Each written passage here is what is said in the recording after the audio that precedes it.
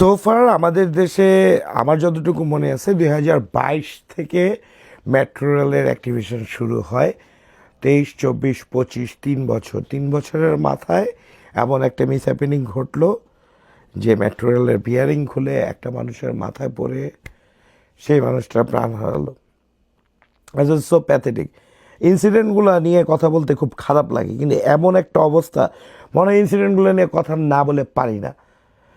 মানে একটা new establishment almost 3 years হয়েছে, মানে 3 বছরের মধ্যে মেট্রো রেল থেকে একটা জিনিস ছুঁইটা গিয়ে একজনের মাথায় পড়ে নিচে, মেট্রো রেল সেই কোথায় উপরে একটা মানুষ প্রাণ হারালো।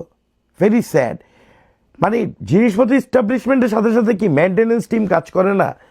এগুলো তো রেগুলার মেনটেন করতে হবে। প্রত্যেকটা দেশে তো তাই করে, এক একটা এস্টাবলিশমেন্টের পিছনে একটা মেনটেনেন্স টিম থাকে।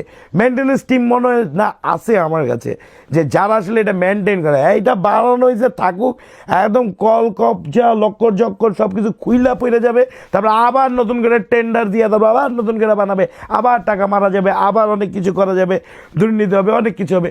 এগুলাই হয় আসলে বাংলাদেশে। আমাদের আসলে ভিতর থেকে পরিবর্তনটা খুব দরকার।